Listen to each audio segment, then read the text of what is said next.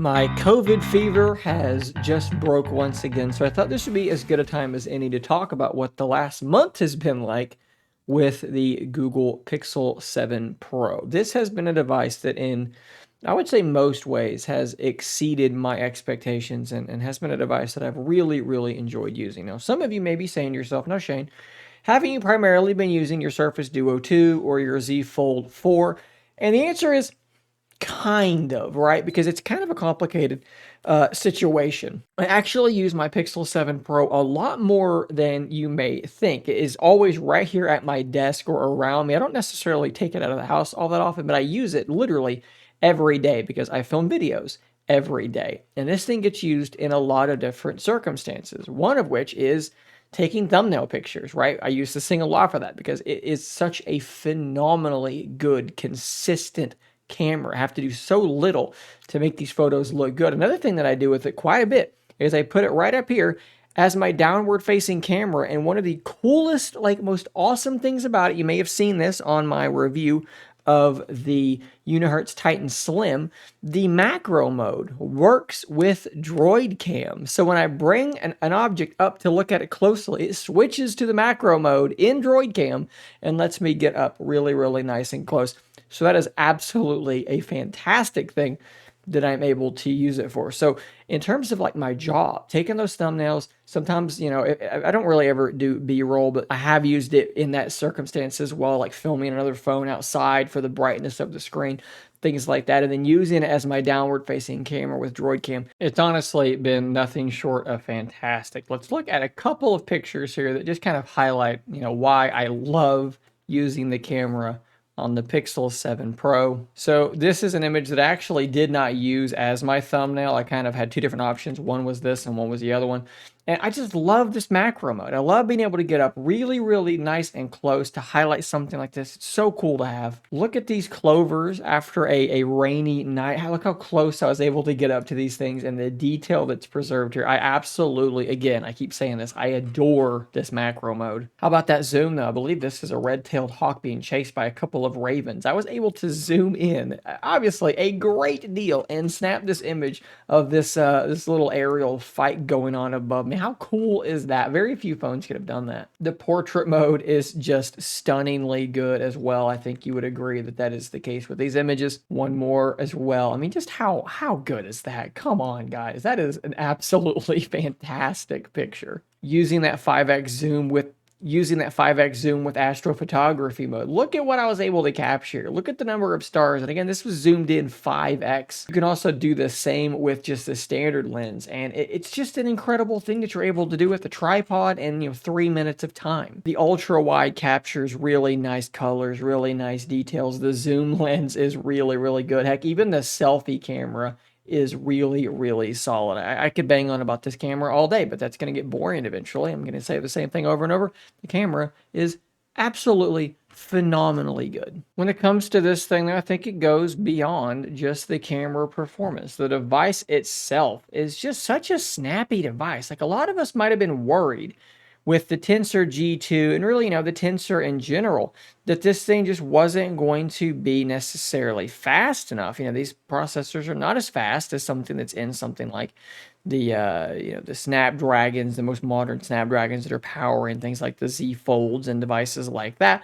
But, these synthetic benchmarks just don't tell the story. This thing is extremely buttery smooth. There are just no hitches on this thing at all. It is just, it's so fast. The performance is really, really good. Gaming is solid on this thing. Obviously, the screen is massive and it's really, really colorful. Very, very nice screen. And if you're worried about bugs coming from the Pixel 6 or 6 Pro, I can just tell you that I've just not seen much of anything wrong with this device. There really just haven't been bugs, and the appearance is kind of growing on me a little bit. I still don't love the look of this newer Android, this appearance. I'm not super wild about, but it has grown on me a little bit. And just the Google Pixel niceties here are so cool to have Things like Magic Eraser, things like Now Playing. If my sim were still in here, I was using call screening quite a bit for spam calls. All that stuff is so good. I think that the device looks really good as well. It's such a unique design. This is something that, a lot of people kind of, maybe want to poo-poo Apple for having devices with big notches or dynamic islands and things like that. But here's the thing about their devices. You know what it is the moment you see it. You know that's an Apple device.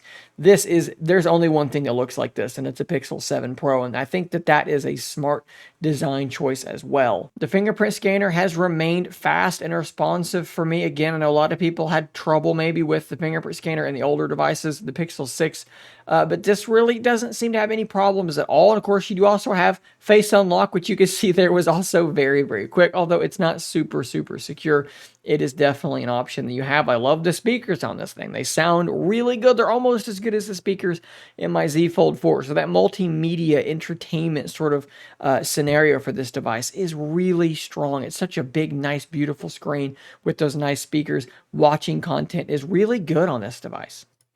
I said it back when I first published my review. If I were going to no longer be using a folding device of any kind, be it my dual screen device or my Z Fold 4 that is actually acting as the downward camera right now, if there was one device I was going to use, it would be the Pixel 7 Pro. And over the last month, playing with this thing, going back and forth between these three devices and using this to take pictures of thumbnails, using it when something cool is going on just to bring with me to take photos, it has only become more and more true. This is a fantastic device. And if you want to know from me, look, what normal phone should I buy? I've got, $600, $700, $800 to spend. Well, if you're in that ballpark, I'm going to probably pretty confidently tell you, you should be looking at the Pixel 7 Pro. In fact, my own brother was just looking at some phones and he wanted to know what I recommended. And I told him, go to Amazon. It's $749 right now. Maybe you can find a better deal, but it's $749. And for that price, it is an absolutely killer phone.